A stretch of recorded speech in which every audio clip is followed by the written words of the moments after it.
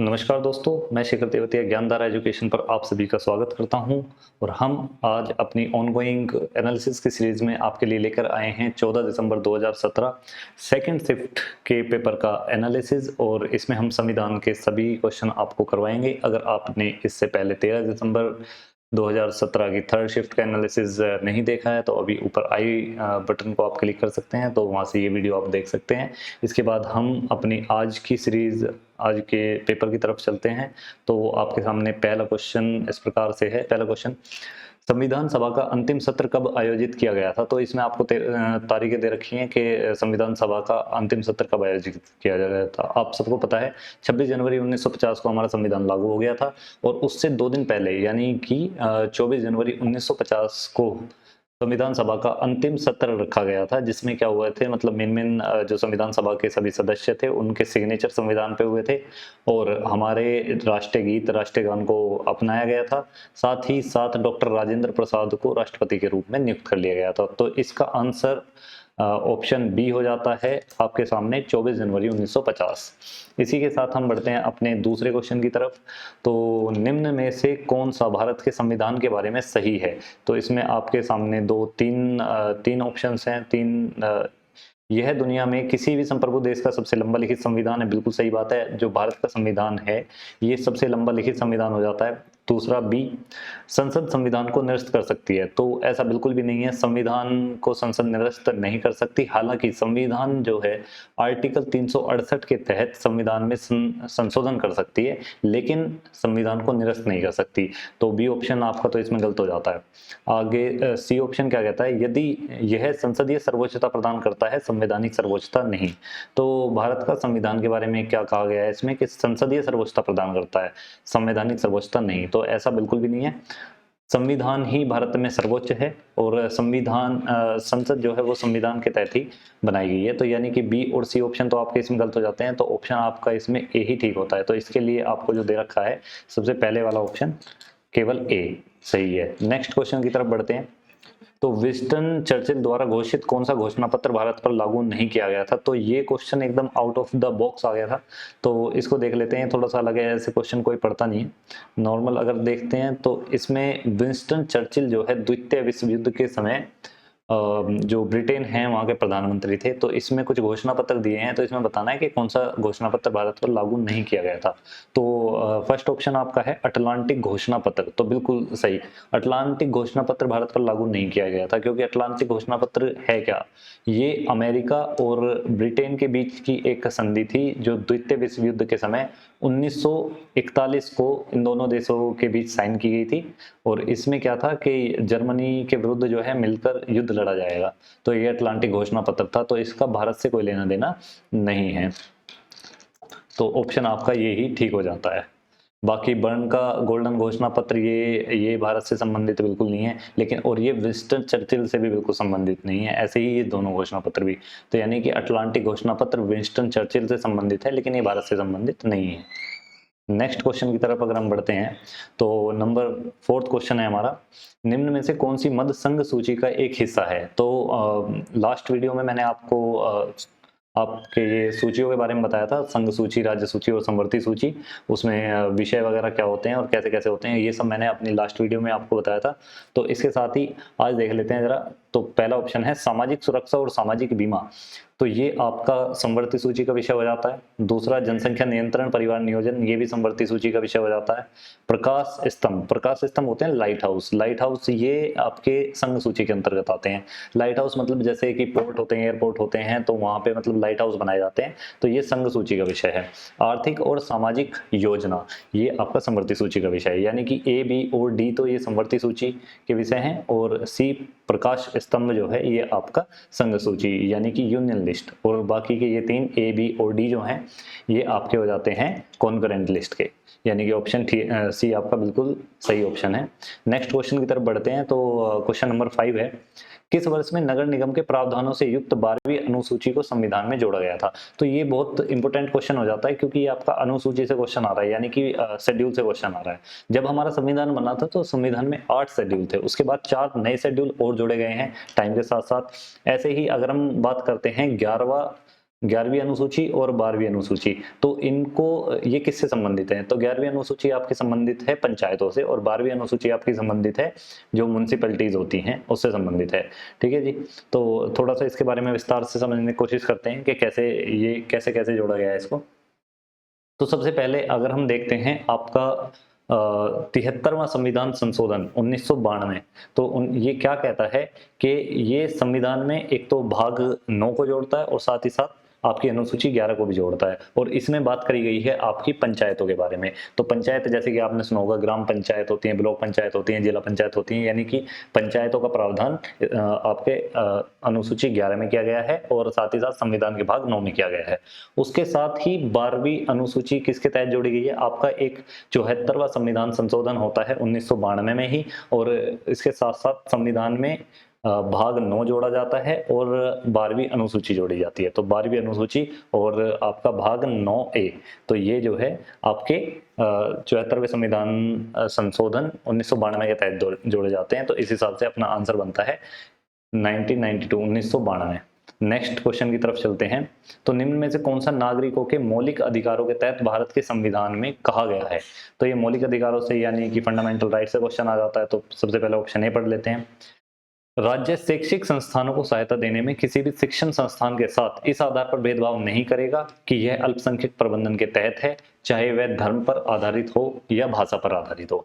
तो सबसे पहले जो ये वाला फंडामेंटल राइट है, ये आपका आर्टिकल 30 में दिया गया है। आर्टिकल 30 में इसमें क्या कहा गया है मेनली, मतलब यही बात है कि अगर कोई भी लिंग्विस्टिक माइनॉरिटी है या फिर आपकी रिलीजियस माइनॉरिटी है, तो वो अपना जो एजुकेशनल यानी कि अपने शैक्षिक संस्थानों को जो है स्थापित कर सकते हैं, साथ ही उनका प्रबंधन कर सकते हैं। और इस मामले में जो भी सरकार होगी वो इनको अनुदान या सहायता देने में किसी भी प्रकार का भेदभाव नहीं करेगी। तो आर्टिकल 30 के तहत पहला वाला ऑप्शन आपका बिल्कुल ठीक हो जाता है। दूसरे ऑप्शन की तरफ चलते हैं, अगर बी की तरफ चलते हैं, तो यदि कोई व्यक्ति भारत की संप्रभुता, एकता, अखंडता को अक्षुण्ण बनाए रखने में और उसकी रक्षा करने में विफल रहता है तो उसकी स्वतंत्रता के अधिकार को प्रतिबंधित किया जा सकता है। तो ऐसा संविधान में कहीं भी नहीं लिखा हुआ है हमारे मौलिक अधिकारों के अंदर। तो आपका बी बिल्कुल गलत हो जाता है। तो इस हिसाब से आपका आंसर क्या बनता है? केवल ए, यानी कि option D is the right answer. Next question आपका आ जाता है निदेशक सिद्धांतों यानी डीपीएसपी से, directive principle of state policy. तो इसमें क्या दिया हुआ है? निदेशक सिद्धांतों में परिवर्तन के लिए एक संविधान संशोधन की आवश्यकता होती है जिसे निम्न के द्वारा पारित किया जाना आवश्यक होता है: संसद के दोनों सदनों द्वारा, संसद में उपस्थित 2/3 सदस्यों का अनुमोदन और मतदान द्वारा। तो आपको सबसे पहले देखना है कि जो निदेशक सिद्धांत होते हैं, अगर इनमें कोई भी परिवर्तन लाना है तो ये संवैधानिक विषय है। तो संवैधानिक विषय है तो इनमें संशोधन लाने के लिए बिल्कुल संविधान संशोधन की जरूरत पड़ती है, जो कि आर्टिकल 368 के तहत जो है संविधान संशोधन किया जाता है। और संविधान संशोधन किया कैसे जाता है? तो सबसे पहले ये संसद के दोनों सदन, बिल्कुल संसद के दोनों सदन द्वारा जो ये जो है पास किया जाएगा। दूसरी बात, पास करने का तरीका क्या है? जो भी संसद के सदनों में जो उपस्थिति है उसके 2/3 बहुमत से पास होना चाहिए। तो इसी प्रकार ए और बी आपके दोनों ही ठीक हो जाते हैं। तो इस प्रकार से आपका ऑप्शन बी बिल्कुल सही हो जाता है। नेक्स्ट क्वेश्चन की तरफ बढ़ते हैं। उपराष्ट्रपति अधिकतम कितनी अवधि तक राष्ट्रपति के रूप में कार्य कर सकते हैं? तो इस क्वेश्चन को समझने से पहले थोड़ा समझ लेते हैं कि उपराष्ट्रपति राष्ट्रपति के रूप में कार्य करते क्यों हैं। तो सबसे पहले देखते हैं कि राष्ट्रपति के पद पे जब भी वैकेंसी होती है, जब भी राष्ट्रपति का पद खाली होता है, तो वहां उपराष्ट्रपति राष्ट्रपति की जगह कार्य करते हैं। और किन किन परिस्थितियों में राष्ट्रपति का पद खाली हो सकता है? तो सबसे पहले ये 5 तरीके से खाली हो सकता है। सबसे पहले तरीका है कि राष्ट्रपति का जो कार्यकाल है 5 साल का, वो पूरा समाप्त हो गया हो। दूसरी बातचीत क्या है कि राष्ट्रपति ने रिजाइन दे दिया हो, इस्तीफा दे दिया हो। तीसरी बात है राष्ट्रपति पर जो है महाभियोग चला के राष्ट्रपति को हटा दिया गया हो। चौथी बात क्या हो जाती है? राष्ट्रपति का जो इलेक्शन है वो नल एंड वॉइड, यानी कि राष्ट्रपति का इलेक्शन ही निरस्त कर दिया गया हो। तो इन 5 तरीके से राष्ट्रपति जो है अपने पद से हट सकता है। बाकी तो इस मामले में क्या होता है कि सबसे पहले अगर हम देखें, राष्ट्रपति का कार्यकाल अगर समाप्त हो जाता है तो ये वैकेंसी क्रिएट हो सकती है। लेकिन इसके लिए क्या प्रावधान है कि राष्ट्रपति का कार्यकाल समाप्त होने से पहले ही इलेक्शन करवा लिए जाते हैं, नया राष्ट्रपति चुन लिया जाता है और पुराने का कार्यकाल खत्म होते ही नए राष्ट्रपति को अपॉइंट कर लिया जाता है। ठीक है जी। तो पहली बात तो ये होगी। दूसरे जो बाकी के हैं, जैसे राष्ट्रपति की डेथ हो जाना, रेजिग्नेशन के केस में, साथ ही साथ जो है महाभियोग और जो है इलेक्शन जो है नल एंड वॉइड हो जाने केस में, इन 4 केसेस में उपराष्ट्रपति जो है राष्ट्रपति की जगह कार्य करेगा। और इसमें एक प्रावधान क्या दिया गया है, इन 4 केसेस में 6 महीने के अंदर ही राष्ट्रपति के इलेक्शन करवाने आवश्यक हैं। तो इसका मतलब क्या हुआ कि उपराष्ट्रपति जो है 6 महीने तक मैक्सिमम राष्ट्रपति की तरह कार्य कर सकता है। तो ये हो गया। इसके बाद थोड़ा सा एक आर्टिकल और समझ लेते हैं, आर्टिकल 65 भी है इसी के अंदर। वो क्या कहता है, वो ये कहता है कि अगर राष्ट्रपति बाई चांस एब्सेंट है या फिर बीमार है, ऑफिस में नहीं आ सकता है, तो इन परिस्थितियों में उपराष्ट्रपति राष्ट्रपति की तरह कार्य करता है। तो ये आर्टिकल 65 में दिया हुआ है। ठीक है जी, नेक्स्ट क्वेश्चन की तरफ चलते हैं। नंबर 9, निम्न में से राष्ट्रपति की कौन सी न्यायिक शक्ति उसकी परिभाषा से मेल नहीं खाती है। तो राष्ट्रपति की न्यायिक शक्तियां संविधान के आर्टिकल 72 में दी हुई हैं। तो इसमें बताना है कि कौन सी अपनी परिभाषा से मेल नहीं खाती है। तो इसमें दिया हुआ है रूपांतरण का मतलब पूर्ण क्षमादान। तो पहला ऑप्शन ही गलत है कि रूपांतरण का मतलब होता है एक सजा को दूसरी सजा में परिवर्तन कर देना, यानी कि उसके रूप को परिवर्तित कर देना। तो आपका पहला ही ऑप्शन गलत हो जाता है। बाकी दंड विराम है, दंड निलंबन है और दंड घटाना, ये बाकी ऑप्शन आपके बिल्कुल ठीक है। नेक्स्ट की तरफ चलते हैं कि निम्न में से कौन सा वक्तव्य राज्यसभा के सदस्यों के लिए है। तो सबसे पहला ऑप्शन आपका दिया हुआ है, राज्यसभा के सदस्यों को वही वेतन और अन्य लाभ मिलते हैं जो लोकसभा के सदस्यों को मिलते हैं। बिल्कुल सही है। संसद के हर एक सदस्य का जो वेतन है और जो उसके अलाउंसेज हैं, लाभ हैं, वो सारे के सारे एक जैसे होते हैं। तो आपका बिल्कुल ठीक है। दूसरा, राज्यसभा के सदस्य एकल हस्तांतरणीय मत पद्धति द्वारा राज्य की विधानसभाओं द्वारा चुने जाते हैं। तो ये भी बिल्कुल ऑप्शन आपका ठीक है। जैसे कि आपको पता है कि आम चुनावों में क्या होता है, लोकसभा के सदस्य चुने जाते हैं डायरेक्ट वोटिंग द्वारा। जो आम चुनाव होता है उसमें डायरेक्ट वोटिंग से लोकसभा के सदस्य चुन लिए जाते हैं। लेकिन राज्यसभा के सदस्यों का चुनाव जो है बिल्कुल उस तरीके से नहीं होता है।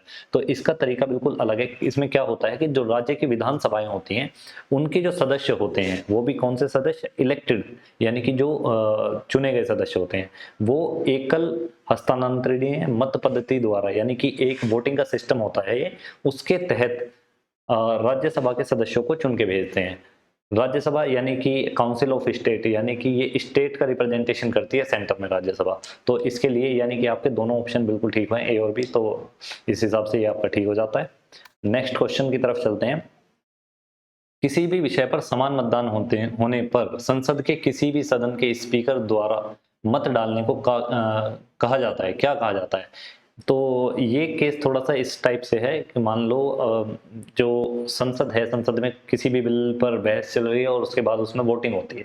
और वोटिंग में क्या हो जाता है कि वोटिंग में जो उसके अगेंस्ट और उसके फेवर में जो है, किसी भी बिल के फेवर में और किसी भी बिल के अगेंस्ट जो वोट हैं वो सेम वोट हो जाती हैं। मान लो कि अगर 20 वोट पड़ी हैं तो 10 फेवर में हैं, 10 अगेंस्ट में हैं। तो अब डिसाइड करने के लिए जो आपका स्पीकर होता है, लोकसभा में स्पीकर और राज्यसभा में जो आपका चेयरमैन जो होता है, तो इनके पास एक अधिकार होता है जिसके तहत ये किसी भी साइड अपनी वोट डाल सकते हैं। तो और मतलब उस बिल को पास करवा सकते हैं। तो इस अधिकार को विशेष अधिकार मत कहते हैं। ठीक है जी, कास्टिंग वोट, इंग्लिश में कास्टिंग वोट बोलते हैं इसे। तो इस हिसाब से आपका ऑप्शन ए ठीक है। नेक्स्ट आपका आ जाता है, यदि किसी नागरिक के सूचना अधिकार अधिनियम के तहत अपील और दूसरी अपील के उपाय समाप्त हो गए हों तो वह संविधान के अनुच्छेद के अधीन उच्चतम न्यायालय में जा सकता है। तो इस क्वेश्चन को थोड़ा सा इस तरीके से देख सकते हैं कि जो सूचना का अधिकार अधिनियम है, राइट टू इंफॉर्मेशन, आरटीआई, तो आरटीआई के तहत आपको एक मतलब क्या बताया गया है कि जो सूचना का अधिकार होता है वो आपके जीवन की स्वतंत्रता और जो आपकी जो अभिव्यक्ति की आज़ादी होती है उसके अंतर्गत ये एक मौलिक अधिकार ही माना गया है। और आपको पता है जब मौलिक अधिकारों का आपका हनन होता है तो ये एक रिट पिटीशन, यानी कि रिट पिटीशन के लिए हम सुप्रीम कोर्ट जा सकते हैं। आर्टिकल 32 के तहत जो है सुप्रीम कोर्ट में, और आर्टिकल 226 के तहत हम हाई कोर्ट में जा सकते हैं जब भी मौलिक अधिकारों का हनन होता है। तो ये मौलिक अधिकारों में ही आ जाता है। तो इसलिए सुप्रीम कोर्ट में जाने के लिए हमारे पास अनुच्छेद 32 यानी कि आर्टिकल 32 कॉन्स्टिट्यूशनल रेमेडी हो जाता है। तो आपका ये ऑप्शन बिल्कुल ठीक है। और आपका आज का बिल्कुल लास्ट क्वेश्चन है, क्वेश्चन नंबर 13। भारत की आज़ादी के बाद सिविल सेवा के पहले प्रमुख कौन थे। तो सबसे पहले थोड़ा समझने की जरूरत है कि सिविल सेवा प्रमुख होते कौन है। एक कैबिनेट सेक्रेटरी होते हैं, यानी कि कैबिनेट सचिव, वो सिविल सेवा यानी कि आईएएस जो होते हैं उन सबके हेड होते हैं। तो पहले कैबिनेट सेक्रेटरी कह लो या फिर पहले सिविल सेवा के प्रमुख कह लो, तो ये हमारे NR पिल्ले साहब थे। तो ऑप्शन सी बिल्कुल ठीक हो जाता है। तो इसी के साथ हमारी आज की वीडियो जो है ख़त्म हो जाती है। साथ ही साथ आपने अगर पिछली हमारी वीडियो नहीं देखी है जिसमें बहुत अच्छे से हमने बाकी पेपर का एनालिसिस कराया है, तो आप उसको देख सकते हैं। साथ ही साथ अगर आपको वीडियो अच्छी लग रही है तो इसके साथ ही आप जो है हमारी वीडियो को सब्सक्राइब कर सकते हैं, बेल आइकन को प्रेस कर सकते हैं ताकि आपको लेटेस्ट अपडेट मिलती रहे। और साथ ही साथ जो है हम आपसे विदा लेते हैं। Thank you, thanks for watching.